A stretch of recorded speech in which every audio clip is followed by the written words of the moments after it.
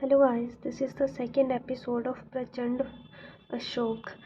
हमने इसमें ये देखा है इस एपिसोड में कि जो अशोक होता है वो बड़ा हो जाता है और उसके मन में इच्छा आती है कि वो जाके अपने पिता महाराज और दादा महाराज को देखे।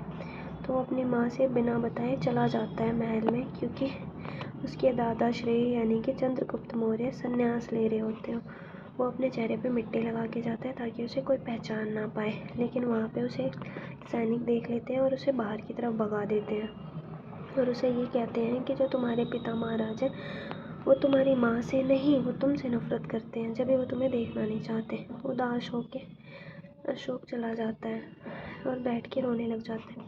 जो उसके दादा महाराज होते हैं वो उसके सारे भाई बहनों को कुछ ना कुछ देते हैं अपना आभूषण तोहफे के रूप में हर किसी को, और शिक्षा देते हैं, लेकिन जो उनकी तलवार होती है वो किसी को भी नहीं देते। उधर अशोक रोता हुआ बिलखता हुआ साइड में बैठा रहता है।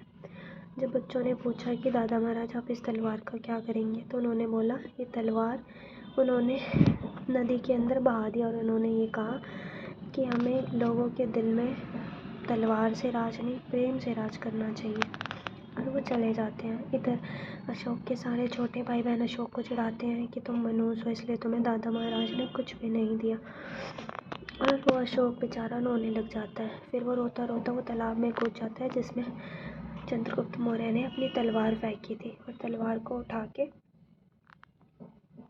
अपने हाथों में ऊपर की ओर रखता है। तभी आचार्य चाणक्य आ जाते हैं और वो उसको ऐसे देखते हैं। तो सैनिक पूछता है कि अगर आप अशोक के बारे में बताएंगे, तो वो बोलते हैं कि नहीं, हम अशोक के बारे में कुछ भी नहीं बताएंगे पिता महाराज को, अशोक अपना भविष्य खुद लिखे।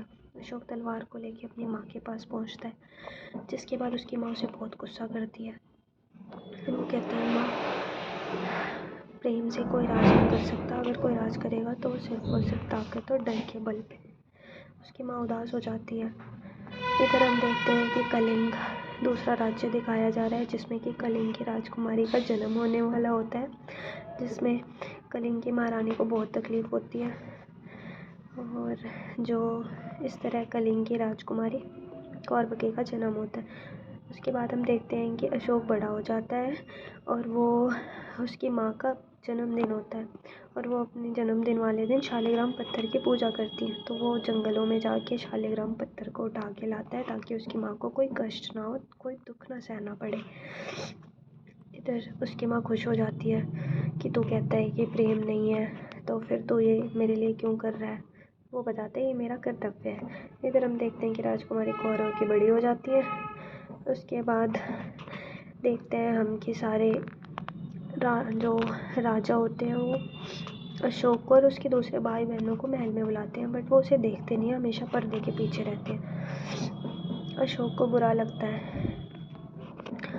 तभी राज्य में कोई खतरा आता है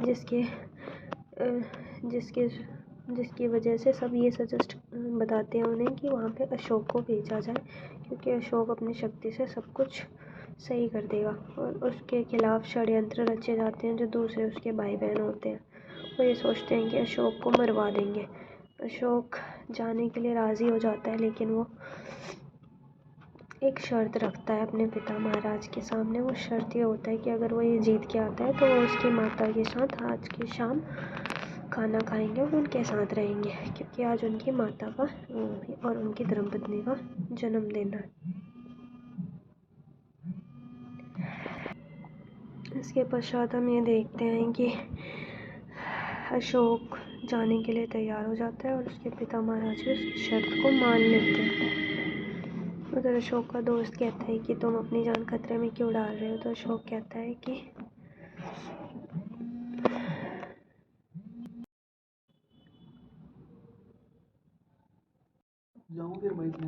इसके पश्चात हम ये देखते हैं कि अशोक जाने के लिए तैयार हो जाता है और उसने जो शर्त रखी थी वो भी मान लेते हैं उसके पिता महाराज। उसने ये शर्त रखी थी कि वो उसके घर पे आएंगे और उसकी माता के साथ भोजन करेंगे। उधर जो दूसरी रानी होती है उसको जलन होती है और आचार्य चाणक्य भी बिंदुसार महाराज को बोलते हैं कि जाने की अनुमति दे अशोक को, क्योंकि अशोक बहुत बलशाली है, वो दुश्मनों का खात्मा करके